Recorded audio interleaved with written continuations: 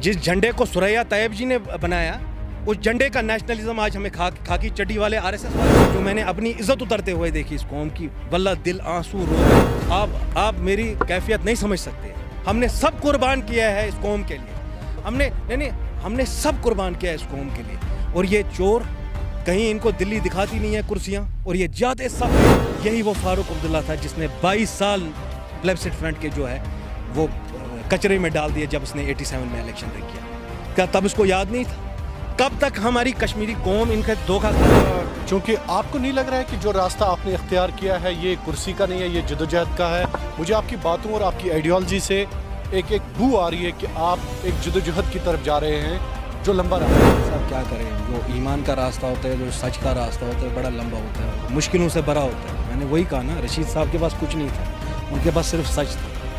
उनके पास एक एमएलए था और कुछ सरपंच थे, पैसा भी कुछ नहीं था। मैंने कहा रशीद साहब को जितना हमारे से होगा इंशाल्लाह, जितना आबा व अजदाद ने दिया सब लुटा दूंगा मैं इस कश्मीर। मगर मैं एक बार इनको कहता हूँ, इन्होंने सबका साथ, उनमें से नहीं हूँ जो दिन दहाड़े एक बात बोलते और रात में दरवाजों के पीछे कोई और बात बोलते, जो दिन दहाड़े रायशुमारी की बात करते और रात के अंधेरे में अल्ताफ बुखारी से सही बात बोलते, कश्मीरियों के हकूक़ की बात कहते और रात के अंधेरे में अपने ही लोगों को मजबूर करके पीसी के लिए वोट डालते।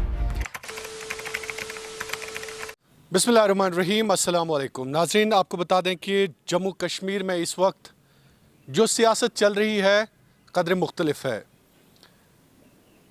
आज़ाद का नया तज़ाद, फ़ारूक अब्दुल्ला और उमर अब्दुल्ला की नई राग, उन्होंने महबूबा को शायद, डूबती महबूबा को शायद अपनी कश्ती से उतार दिया और अब किनारे ढूंढने की कोशिश सब लोग कर रहे हैं कि किस तरह से वो ताकत एक बार फिर हासिल करें। जी हाँ, कई एक सवाल है, लेकिन इन सवालों के बीचों बीच एक आम इंसान परेशान है जिसका ताल्लुक जम्मू कश्मीर के मुख्तलिफ ज़िला सदर मकामात से हैं, मुख्तलिफ टाउन्स में रहता है, मुख्तलिफ गाँव देहात में रहता है, मुख्तलिफ गलियों से उसका ताल्लुक है। वो परेशान है कि आखिरकार मेरा क्या होगा। इस सब के दरमियान आज़ाद, फ़ारूक अब्दुल्ला या सैफुद्दीन सोज़, बहुत सारे ऐसे लीडरान हैं जो अवाम कहती है कि इनको घर बैठे बैठे अब आराम करना चाहिए। ये रिटायर्ड लोग हैं, ये अपनी फैमिली के लिए कुछ नहीं कर सकते हैं, तो लोगों के लिए क्या करेंगे। ये लोगों का फीडबैक जो मुख्तलिफ लोगों से हमने बात की, वो कहते हैं कि आज़ाद साहब, सोज़ साहब, बाकी जो भी बुजुर्ग रहनुमा हैं, उनको चाहिए कि वो अपने घर बैठें। अब बाकी लोगों को वो चांस दें कि वो सियासत करें, वो लोगों की खिदमत करें जो अच्छे से दौड़ धूप करके हर गली हर पहाड़ तक पहुंच जाए। तो नाज़रीन मोहतरम, इसी सियासत पर बात करने के लिए आज मेरे साथ मौजूद हैं जम्मू कश्मीर पीपल्स पार्टी के सरबराह शिबान अशाई साहब। बहुत बहुत शुक्रिया आपका। Thank you so very much शायद साहब। शिबान साहब, आगाज़ में ही मेरे कुछ अल्फाज थे, कैसा लगा आपको? नहीं, देखिए आपकी बात कई हद तक सच भी है, मगर जो सिविलिटी हमसे ये डिज़र्व करती है कि भाई हम किसी के उम्र के ख़िलाफ़ नहीं हैं, हमें बड़े बुज़ुर्गों की गाइडेंस की बड़ी ज़रूरत है। मैंने उम्र के खिलाफ नहीं कहा, आपने सही बात कही, वो बात कई हद तक सच भी है। आप मुझे तकमील करने दीजिए। वही मैं कह रहा हूँ कि भाई हिंदुस्तान में 90 साल के सिमरनजीत सिंह मान साहब भी हैं, जिनको हम यहाँ से खड़े होके जो सलाम करते हैं, क्योंकि उनका किरदार वैसा है, उनकी कारकर्दगी वैसी है, वो पंजाबी कौम के लिए बात करते हैं। अगर कहीं भी ह्यूमन राइट्स वायलेशन होती है, कश्मीर के लिए मान साहब ने अपनी, जब वो 80s में एमपी थे, मेरे ख्याल से कश्मीर के लोगों से ज़्यादा, कश्मीर के एमपी से ज़्यादा मान साहब ने बात की। इसी तरह सियासत में आपके पास बृंदा कराड़ साहिबा जैसी खातून भी है, आपके पास एम के स्टालिन जैसे लोग भी हैं, आपके पास असदुद्दीन ओवैसी जैसे लोग भी हैं। उन जैसे लोग, उन जैसे बुज़ुर्गों से मैं खुदा रहा कहता हूँ कि कश्मीर की कौम को, अपने इन लोगों को, अपने इन सीनियर सियासतदानों को भी बोलिए कि कभी नाम आपने लिया, इनका नाम आपने लिया, मोदी का नाम नहीं लिया, अमित शाह का नाम लिया, सोनिया गांधी, राहुल गांधी, इनका नाम तो आपने नहीं लिया। मैं वही कह रहा हूँ ना, देखें, इज़्ज़त आप किसी पर मुसलत नहीं कर सकते, इज़्ज़त आपको दिल से जीतनी होती है। जब आप बृंदा कराड़ साहिबा को देखते हैं कि जब जहांगीरपुरी में गरीब गुरबात उन मुसलमानों के अखिलतों के घर, अखिलतों के घर गिराए जा रहे थे, तो बृंदा कराड़ ने क्या किया, वो उस बुलडोज़र के सामने खड़ी हो गई और उसने शिबान अशाई का दिल पूरी ज़िंदगी के लिए जीत लिया। हम ऑनरेबल ऑप्शन ढूंढना चाहते हैं। ये सियासत जो होती थी ना, it was either the work of the most righteous और द मोस्ट करेजियस, या तो सबसे दिलेर या सबसे अच्छे लोगों का काम होता था सियासत। आज सियासत का वो हाल हो गया है कि लोग इनको क्रिमिनल समझते हैं। लोग समझते हैं कि सियासत का काम जो है ये गुंडे मवालियों का काम है, ये थर्ड रेटरों का काम है, ये ज़मीन का गबन करने वालों का काम है, ये ड्रग एडिक्ट्स का काम है। आज सियासत से वो सारी शीन, वो सारी जो चाम थी, ये जो खिदमत खल्क का एक मादा होता था, या लोगों को आगे आके उनकी रहनुमाई करने का एक मादा होता था, वो ख़त्म हो गया है। तभी आपने जो एग्जांपल्स दी उनके आप बैकग्राउंड देख लीजिए, फिर आप समझ जाएंगे कि मैं ये बात क्यों कर रहा हूँ। आज़ाद साहब का बैकग्राउंड तो अच्छा है। नहीं, बेशक अगर आप उस पार्टी में चले गए, कांग्रेस पार्टी ही वो पार्टी थी जब 1953 में शेख मोहम्मद अब्दुल्ला को अरेस्ट किया गया, तो कौन उन साजिशों के पीछे था? क्या कांग्रेस पार्टी नहीं थी? 53 से 75 तक आज़ाद साहब ने जो आज अपनी वो लेटर लिखी है 6 पन्नों की, पहले ही के दूसरे पन्ने पे उन्होंने कहा कि जब मैंने कांग्रेस ज्वाइन किया, it was the most unfavourable party इन कश्मीर। क्यों? आज़ाद साहब को तभी सोच लेना चाहिए था। अगर आज़ाद साहब आज इतने साल के बाद, कई दहाइयों के बाद मायूस हो रहे हैं, तो शायद से आज़ाद साहब मायूस नहीं होते। जो सफ़र आज हमने शुरू किया कि हम कम लोगों के साथ चलेंगे, हम राह हक पे चलेंगे, जदोजहद करेंगे, मगर किसी के सामने झुकेंगे नहीं। तो किसी के शिबान यहाँ पे कि कश्मीरियों के मुश्किलात में आज़ाद का हाथ बराबर है। यहाँ के तमाम सियासतदानों का है। आप मुझे तकमील करने दीजिए, आपके जो भी सवाल होंगे इंशाल्लाह मैं हर एक का जवाब दूंगा। मैंने वही कहा, आज़ाद साहब ने पहले पन्ने पे क्या बोला, कहा कि जो पार्टी जिसने शेख मोहम्मद अब्दुल्ला को अरेस्ट किया, जो पार्टी सबसे अनफेवरेबल पार्टी थी, खुद ये बात पंडित नेहरू ने कही गुलाम मोहम्मद बख्शी को कि it will only strengthen your position if you would let the opposition win a couple of seats. 1953 से 75 तक इतने इलेक्शन इस कदर रिग होते थे कि सारे एमएलए जो होते वो एक ही पार्टी के होते थे। तो जब लोकसभा में शायद मेरे if knowledge does not fail me, Jayaprakash Narayan ने ये बात उठाई और नेहरू को ये बोला, जब मैं कश्मीर की तरफ देखता हूँ तो मेरा दिल जो है वो आंसू रोता है, हमें शर्म आती है कश्मीर की तरफ देखकर कि कश्मीर के असेंबली को किस तरह से रिग करके बनाया जा रहा है। जब बख्शी गुलाम अहमद आए तो सारे जो एमएलए थे वो एक ही तरफ के होते थे, इतना रिग होता था इलेक्शन। उसी पे वो मशहूर जुमला है पंडित नेहरू का, it will only strengthen your position if you let the opposition win a couple of seats. मैं आज़ाद साहब को बोलता हूँ, जब 1970 में वो आए, क्या उन्होंने तब ये नहीं सोचा कि कश्मीर के साथ क्या होता है? काश कि उन्होंने अपने पर्सनल एम्बिशन, पर्सनल सियासत के ऊपर कश्मीर के लोगों के एहसासात, उनके जज्बात को रखा होता, तो ये रुसवाई उनको आज ना देखनी पड़ती। यही तो रोना है ना।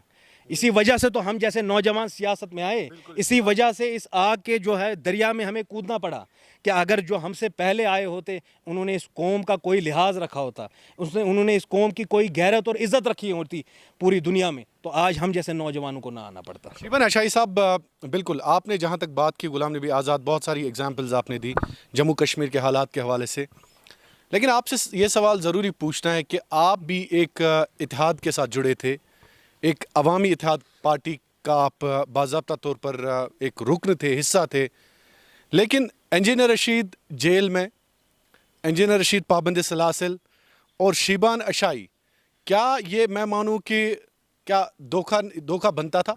नहीं, धोखा हमने थोड़ी दिया, धोखा तो हमसे हुआ। ये बात तो पूरी नॉर्थ कश्मीर जानती है, पूरे कश्मीर की आवाम जानती है। 8000 अल्फाज का मेरा मजमून है, उसमें लिखा गया कि जब मैं सियासत, मैं जानना चाहता हूं कि आपका कहना है कि धोखा मैंने नहीं किया।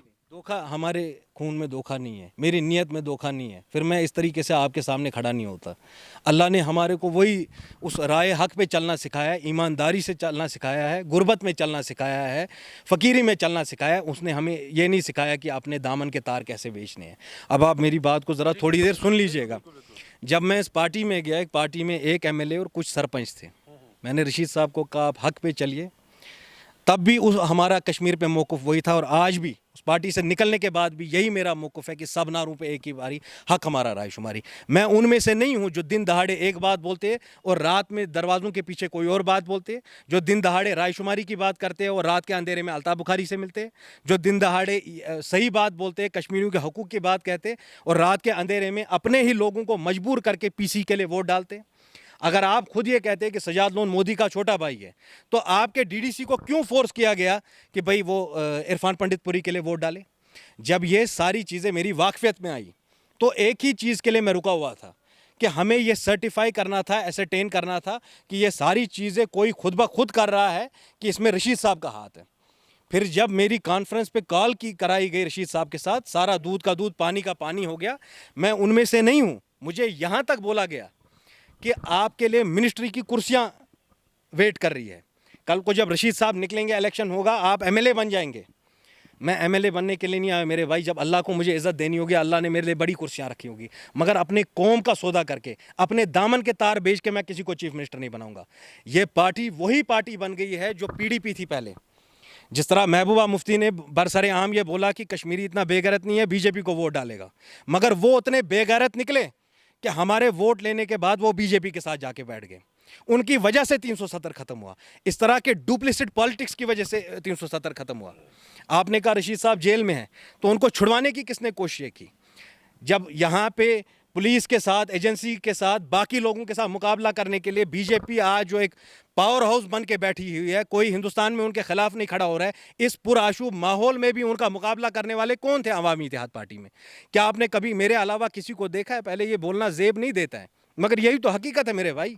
डीडीसी इलेक्शन पे थे आप, प्रेस कॉल में गए। डीडीसी इलेक्शन हमारे चेहरे पे लड़े गए, और फिर बाद में बच्चों के से ये बात मुझे समझ में आ रही है। कुछ कॉन्स्टिट्यूंसी हेड्स मुझे ये बोल रहे हैं, बारामूला के कॉन्स्टिट्यूंसी हेड ने मुझे ये बोला, टंगमर के कॉन्स्टिट्यूंसी हेड ने बोला, मुझे kindly excuse me, it was टंगमर कॉन्स्टिट्यूंसी हेड, उसका नाम इरफान नबी है, इकबाल नबी है। तो उसने मुझे खुद कहा कि भाई इन्होंने हसन मीर के साथ ऊपर से बात की। अगर इनको हसन मीर के साथ जो अपनी वो क्या कोई सियासी अरेंजमेंट बिठाना है, तो इनमें क्या फ़र्क है और अपनी पार्टी में क्या फ़र्क है? अगर इनको पीठ पीछे दिलावर मीर को सपोर्ट करना है, अगर इनको पीठ पीछे इरफान पंडितपुरी को सपोर्ट करना है, तो ये खुद की पार्टी में क्यों बैठे? इनको तो जम करना चाहिए अपने आप को डायरेक्ट बीजेपी के साथ ही, rather than being C team और B teams, they should be the A team of BJP. अगर शिबान मतलब you don't agree with this कि अगर कोई डूबता हो तो उसको अगर किसी की सिफारिश की ज़रूरत हो, क्योंकि ये ताकत में है, अगर इंजीनियर रशीद जेल से बाहर आ जाएं, फिर वो अपनी आइडियोलॉजी को आम करे लोगों में, तो नहीं, आपकी आइडियोलॉजी ये है कि लीडर जो है वो उसको फांसी पे भी अगर चढ़ाया जाए, लेकिन अपने उसूलों के साथ कर सकता है। आप देखिए शाहिद साहब, ये किसी एक पार्टी की बात नहीं है। मुझे खुद याद है, आज मैं लोलाब गया, यहाँ कुछ बच्चे लोलाब के भी बैठे हुए हैं। मैं लोलाब गया, हमारे पास कोई ऑर्गेनाइजेशनल स्ट्रक्चर नहीं था वहाँ पे। लोग घरों से बाहर आए एक उम्मीद के लिए। मैंने आपको कहा, बिलखसूस मैं आपके वसादत से पूरी कश्मीरी कौम को कहना चाहता हूँ, 2-3 जगह ऐसी है कश्मीर की जिनसे मेरे दिल का लगाव है। इसमें बाकी लोगों को बुरा नहीं लगना चाहिए। नॉर्थ कश्मीर और साउथ में मैंने वो जज्बा देखा है कौम में। काश कि अल्लाह करे कि इनके लीडर उस लायक हो जाएं, इनके लीडर इनके उस भरोसे के लायक हो जाएं। आप मुझे बताइए, क्या रशीद साहब कोई पहले ऐसे लीडर थे जिनको जेल में बंद किया गया? क्या यही लोग शेख मोहम्मद अब्दुल्ला का मजाक नहीं उड़ाते जो 22 साल जेल में थे? क्या यही लोग बाकी लोगों पे तनकीद नहीं करते? शबीर शाह को कम से कम 25 साल हो गए, कासिम फक्तू आज भी जेल में है। आज अगर मेरी लाख मुखालिफत हो यासीन मलिक से, मगर he has proven the test of time. अगर वो बीमार होके जा भी रहा है राम मनोहर लोहिया, मगर वो किसी बात पे कॉम्प्रोमाइज़ नहीं कर रहा है। We can have hundreds of disagreements with Yasin Malik and JK अलफ, मगर मैंने कहा मैं अपने मौक़िफ़ से दस्तबरदार नहीं होगा। इस कौम के साथ मैं धोखा नहीं करूँगा। मैं मर जाऊँगा, मैं मिट जाऊँगा, मगर मैं कौम के साथ धोखा नहीं करने दूँगा। और मैं किसी कुर्सी का, हमें किसी कुर्सी के लालच नहीं है, हम किसी कुर्सी के मोहताज नहीं है। आपने कहा आज वो ताकत में है, सो व्हाट? यही वो कांग्रेस की गवर्नमेंट के वक्त बीजेपी वाले तमाम जेल में थे। एक मुझे याद है, किसी मजमून में मैंने पढ़ा था, स्नेहलता रेड्डी एक कन्नड़ एक्ट्रेस होती थी, अटल बिहारी वाजपेयी के जेल के सेल के साथ में थे वो, और वो रात को खूब चिल्लाती थी, वो रोती थी बेचारी, उसको फजूल में बंद किया गया था।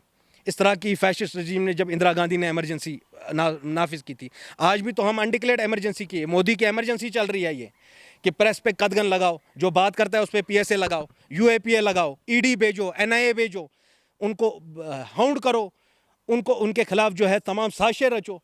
तो मैंने वही कहा, वो स्नेहलता रेड्डी रात को रोती थी और अटल बिहारी वाजपेयी इनको कहता था एक ना एक दिन इसकी जो चीख है ना ये रंग लाएगी। और जब एमरजेंसी ख़त्म हुई, अटल बिहारी वाजपेयी रामलीला ग्राउंड में थे दिल्ली में, और कांग्रेस वालों ने क्या हरबे किए, इन्होंने बॉबी फिल्म चलाई टीवी पे ताकि कोई अपोजिशन की बात नहीं सुने। रात के मेरे ख्याल से 11 बजे थे और पंडित अटल बिहारी वाजपेयी स्टेज पे खड़े हो गए, और उन्होंने जब बात करनी शुरू की, उसी दिन जो कांग्रेस की जो कब्र थी उसमें कील ठुक गई। और यही बात मैं नरेंद्र मोदी और अमित शाह से कह रहा हूं, वो गलतियां रिपीट मत करो। लोगों के पर जिस तरह से गांधी की गलतियां, हाँ, जिस तरह से इंदिरा गांधी ने लोगों के हकूक जम करके एमरजेंसी नाफिज की, उसी तरह से आज आप लोग कर रहे हैं। हर पॉलिटिकल पार्टी को हाउंड कर रहे हैं, प्रॉक्सी पार्टी इसको प्रॉप अप कर रहे हैं। अच्छा, ये अपनी पार्टी किसने बनाई यहाँ पे? उसी तरीके से बनी जिस तरह से पीडीपी बनी थी 2002 में। अच्छा, आज गुलाम नबी आज़ाद की एक नई पैन इंडिया पॉलिटिकल आउटफिट हो रही है। कहाँ से आ रहा है पैसा इसका? क्यों नहीं कोई पूछ रहा है ये सारे लाजिमी सवाल? मैं वही बात कह रहा हूँ, वक्त की हुकूमत क्यों? होश के नाखून लीजिए। ना सिर्फ आज कश्मीर, पूरा हिंदुस्तान बर्बाद हो रहा है आपकी इन सारी पॉलिसीज़ की वजह से, आपके फ़िरका परस्त ये रवैये की वजह से। पूरे हिंदुस्तान का हज़ारों साल का सिंक्रेटिक कल्चर, गंगा जमनी तहजीब, जिस झंडे को सुरैया तैयब जी ने बनाया, उस झंडे का नेशनलिज्म आज हमें खाकी चड्डी वाले आरएसएस वाले समझा रहे। जिस रेशमी रुमाल के लिए कहीं सारे उलमा शहीद हो गए, दारुल उलूम देवबंद, शामली, फिरंगी महल ने फतवे जारी किए अंग्रेज़ों से लड़ने के लिए, जब ये आरएसएस के खाकी चड्डी वाले माफ़ीनामे लिख रहे थे। और ये आज हमको बड़े मजमून सिखाते और ये आज हमें बड़े दर्ज देते हैं नेशनलिज्म के। मैं हिंदुस्तान के लोगों से भी बोलना चाहता हूँ कि आखिर कश्मीरियों की क्या गलती है? अगर आपने उन सबको 5 अगस्त में भेड़ बकरियों की तरह, मुझे माफ़ करिए बोलना, like beast to cage them in cage, आपने उनको बंद किया। हमारे बच्चे बाहर थे, कुछ दिन के बाद ईद थी, वो ईद मुबारक हमें विश नहीं कर। ये सिखाता है आपको अपनी तहजीब? ये हिंदुस्तान के फाउंडिंग फादर्स ने आपको सिखाया? ये दुश्मनी है आपकी हमारे से कि हम सच बोलते हैं? कि आप लाओ अपने प्रॉक्सीज़ को प्रॉप अप करो और कश्मीरियों की सियासत, असल सियासत कभी ये सामने नहीं आए, कश्मीरियों के असली रहनुमा कभी सामने नहीं आए। तो यही तो सब बात का रोन है। शिबान अशाई, आपने कई एक अहम बातों का खुलासा किया कि इंदिरा गांधी को रिपीट ना करें बीजेपी, आपने इशारा दिया बीजेपी की तरफ। तो ये हमें बता दीजिए कि आपने अब अवामी इत्तेहाद से अपना जो रास्ता है वो अलग कर दिया, अपनी मंजिलें भी अलग कर दी। क्या ज़रूरत आपको पड़ी कि आप भरोसा नहीं रहा यहाँ के सियासतदानों पे कि आपने अपनी पार्टी का आगाज़ किया, अपनी एक आइडियोलॉजी आपने शुरू की? जो जमात है वो सच में सर्कमस्टांसेस से निकली, इसी चौखट पे जी नहीं, हालात की सच में बनाई हुई। यहाँ कश्मीर सबसे बड़ा कैजुअल्टी कश्मीरी पॉलिटिक्स और कश्मीरी लोगों के साथ ये हुई कि यहाँ अयारी हुई है इनके साथ, यहाँ जालसाजी हुई है, यहाँ ट्रिकरी हुई है इनके साथ। और जब हमने देखा कि हमें राय हक पे अकेला चलना पड़ेगा, मैं कोई ज़्यादा उम्र दराज नहीं हूँ, 31 साल का हूँ, और ये जिम्मेदारी कौम की हमें अपने सर लेनी पड़ी। आप मुझे बताइए एग्जिस्टिंग ऑप्शंस में कौन सी ऑनरेबल ऑप्शन है कि हम वहाँ जाएं? कौन सी पॉलिटिकल पार्टी है जो पूरे दिल और जान से कश्मीर की बात आगे रखती है? पीएचडी पे भरोसा नहीं है आप? नहीं, पीएचडी वालों से मुझे तकमील करने दीजिए। मैं चाहता हूँ, शाहिद साहब, मेरे पास कुछ छुपाने की बात नहीं है। आप एक जिरगा रख लीजिए, आप फारूक साहब को भी बोल दीजिए आने के लिए, आप महबूबा मुफ्ती को भी बुला, आप उनको बोलिए आइए, और वो भी आधा घंटा जो है पूरी कौम से बात करें और हम भी करेंगे, और कौम समझ जाएगी कौन क्या है। अगर फारूक अब्दुल्ला ने 96 में बीक में पकड़ी हुई गवर्नमेंट ना पकड़ी होती, उस नेशनल कॉन्फ्रेंस ने जिसने 22 साल प्लेबिसिट फ्रंट चलाया, आज जब शिबान अशाई कहता है सब नारों पे एक ही बारी, हक हमारा राय शुमारी, तो प्लेबिसिट फ्रंट वालों को, कश्मीर के असल लोगों को उसका साथ देना चाहिए या नहीं देना चाहिए? मैं सवाल आपसे पूछ रहा हूँ। अगर वो अपनी जान की फिक्र किए बगैर उस हुकूमत के सामने ये बात बोल रहा है, जिनके जो इस बात से भी परहेज़ नहीं करेंगे कि कितने कश्मीरियों को फांसी पे लटकाना पड़े, मगर हमने अपने दामन के तार नहीं बेचे। जिस चीज़ को मैं पहले बोलता था, 370 से पहले बोलता था, उस चीज़ पे मैं आज भी साबित कदम हूँ और आखिरी दम तक वही बात बोलूँगा। कश्मीरियों के हक़ का और उनके हकूक़ का मुतालबा करता रहूँगा। आपने सच बात कही, क्या मजबूरी पड़ी? मुझे शाहिद साहब खुदारा एक बात बताइए, कौन है यहाँ पे, कौन है सियासत में कोई ऐसा ऑनरेबल आदमी जिसके दरवाजे पे मैं जाऊं? कोई ऐसा बुजुर्ग जो अपना दस्ते शफकत मेरे सर पे रखता? वो लोग हैं जो इस कौम का सौदा करके बैठे हुए हैं। 96 में फारूक अब्दुल्ला ने किया, 2002 में पीडीपी प्रॉक्सी से बनाई गई। सजाद लोन, जिसके बुजुर्गों का मुझे बड़ा एहतराम है, मुझे उसे लाख इख्तलाफ हो, मगर अमान साहब के नाम पे आज भी हम सलाम करते, खड़े होकर उनका नाम लेते हैं। उनकी बड़ी इज़्ज़त है मुझे लोन साहब मरहूम की बड़ी इज़्ज़त है, मगर उन्हीं का बेटा, मुझे माफ़ कीजिए, हमारे दिल पे खंजर चलते हैं। हम तो नौजवान थे इस कौम के, हम तो इनके नाम के पीछे मरने मिटने के लिए तैयार थे। हम तो इनको कहते थे आप हमारे बुजुर्ग को, हमारी कौम की रहनुमाई करो। क्या सिला दिया इन्होंने हमारा? जो इन्होंने बोला वो हमने किया, और ये जाके एक दिन बोलते हैं मोदी मेरा बड़ा भाई है। वही अल्ताफ बुखारी जिसका वालिद हुर्रियत का बड़ा करता धरता था, जो बड़ी तहरीक की बातें कहता था, वो आज बीजेपी की गोद में बैठा हुआ है। ये इनका कैलिबर है। अब आप मुझे बताइए खुदारा, वो तो पीएचडी से अलग है ना, पीडीपी और अरे सर कौन से है भाई? ABCD टीम्स है सारी बीजेपी की। कोई नहीं, नेशनल पर भी इल्जाम लगा रहे हैं आप मेरी बात तो तकमील तो करने दीजिए मुझे। मैं आपको, मेरी बात आर्गुमेंट्स पे बेस्ड है। मैं किसी से कोई ज़ाती नफरत नहीं रखता हूँ। क्या फारूक अब्दुल्ला ने सैफुद्दीन सोज को अपनी पार्टी से क्यों निकाला? आप तो के खिलाफ वोट दिया। हाँ, तो फारूक अब्दुल्ला की अलायंस नहीं थी बीजेपी के साथ तब। तो आज पीएचडी क्या कोई वॉशिंग मशीन है? सब गुनहगारों को उसमें डालेंगे तो वो दूध के धुले होकर निकलेंगे। पीएचडी की लेजिटिमेसी दो ही आदमियों की वजह से, मैंने बहुत बार ये बात कह दी, अगर तारेगामी साहब, शाह साहब वहाँ नहीं होंगे, उस प्लेटफार्म की कोई लेजिटिमेसी नहीं है, उनकी कोई वक़्त ही नहीं है कश्मीरियों की नज़र में। वो औरत जो कल तक हमें कहती थी टॉफ़ी दूध, जिसने पैलेट मारे, हमारे बच्चों की बीनाई तक छीन ली, जो इलेक्शन से पहले एक बात बोलती थी, जाके फिर बाद में इन्हीं बीजेपी वालों के साथ बैठ गई, उसका क्या एहतराम होगा हमें? किसकी बात कर रहे हैं आप? कौन सी नहीं, अगर पीएचडी है, खुदारा मुझे एक बात बताइए, 3 एमपी है आपके पास नेशनल कॉन्फ्रेंस के। पहले तो एक बात मैं आपसे इल्तिजा करता हूँ, कश्मीर के लोगों से इल्तिजा करता हूँ, खुदारा इस नेशनल कॉन्फ्रेंस का पहले हिसाब कर दो कि नेशनल कॉन्फ्रेंस है किसकी? क्या नेशनल कॉन्फ्रेंस उस मुजफ्फर शाह की है जिसके वालिद ने मफ के साथ इलेक्शन लड़ा? क्या नेशनल कॉन्फ्रेंस उस मुजफ्फर शाह की है जिसके चाचा ने, खाजी अली शाह मरहूम जन्नतगार ने, पैसा दे के रीडिंग रूम पार्टी बनाई? क्या नेशनल कॉन्फ्रेंस उसका नेशनल कॉन्फ्रेंस है कि फारूक अब्दुल्ला की नेशनल कॉन्फ्रेंस है? नहीं, ये सवाल नहीं है, ये कौम को बहुत बड़ा फैसला करना है, क्योंकि जो हिस्टोरिक रॉन्ग्स, जो पीछे गलतियां हुई, इसकी आज सज़ा ये कौम ये कर रही है। अगर आज मैं भी खामोश रहूँ, अगर आज मैं भी खुदगर्ज हो जाऊँ, अल्लाह ने मुझे बहुत दिया है, मैं लंदन अमेरिका जाके खूब आराम और ऐश की ज़िंदगी गुजार सकता था, मगर जो मैंने इस कौम को देखा होते हुए, जो मैंने अपनी इज़्ज़त उतरते हुए देखी इस कौम की, वल्लाह दिल आंसू रोता है। आप मेरी कैफियत नहीं समझ सकते हैं। हमने सब कुर्बान किया है इस कौम के लिए, हमने सब कुर्बान किया है इस कौम के लिए। और ये चोर, कहीं इनको दिल्ली दिखाती नहीं है कुर्सियाँ, और ये जाते सब बेच खाते हैं। यही वो फारूक अब्दुल्ला था जिसने 22 साल प्लेब्सिट फ्रंट के जो है वो कचरे में डाल दिए जब इसने 87 में इलेक्शन रिक किया। क्या तब इसको याद नहीं था? कब तक हमारी कश्मीरी कौम इनका धोखा खाती रहेगी? खुदारा, आपको अल्लाह ने वो शऊर दिया है, हर गली कूचे में यहाँ पे वैसे लोग हैं, साफ दामन लोग हैं। मैं आज भी आपके वसादत से उनको कह रहा हूँ, आइए, वो इमरान खान के बारे में आहें भरने से कुछ नहीं होगा। अगर इमरान खान वो भी है, पाकिस्तान में एक ही निकला, और उसकी कौम को भी 20 साल लग गए उसका साथ देने में। वो पहले दिन भी सच्चा था, आज भी सच्चा है। जब गिलानी साहब यहाँ इलेक्शन लड़ते थे तो यही लोग बोलते थे यमशी जमात इमन में तरह वोट के, फिर बाद में वही लोग बोलते थे ये करी सुकारी बाप करी लो। ये लोगों को भी समझना है।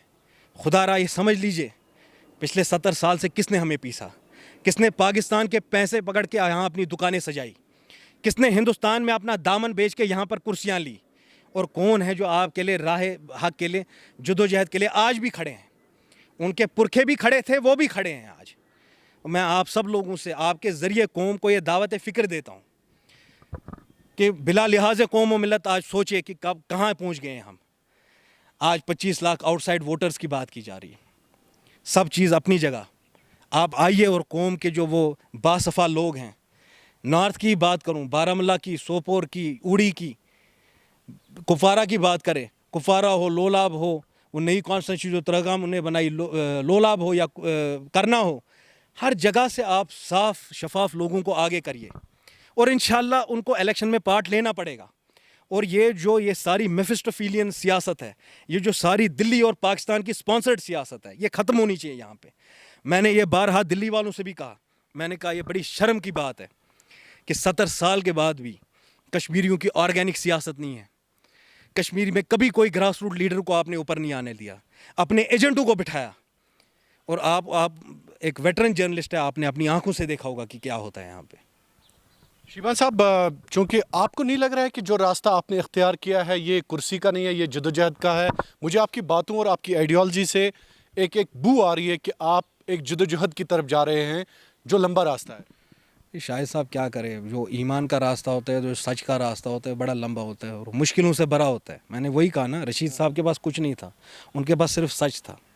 उनके पास एक एमएलए था और कुछ सरपंच थे, पैसा भी कुछ नहीं था। मैंने कहा रशीद साहब को जितना हमारे से होगा इंशाल्लाह, जितना आबा व अजदाद ने दिया सब लुटा दूंगा मैं इस कश्मीरी कौम पे। मगर मैं एक बार इनको कहता हूँ, इन्होंने सबका साथ दिया, इन्होंने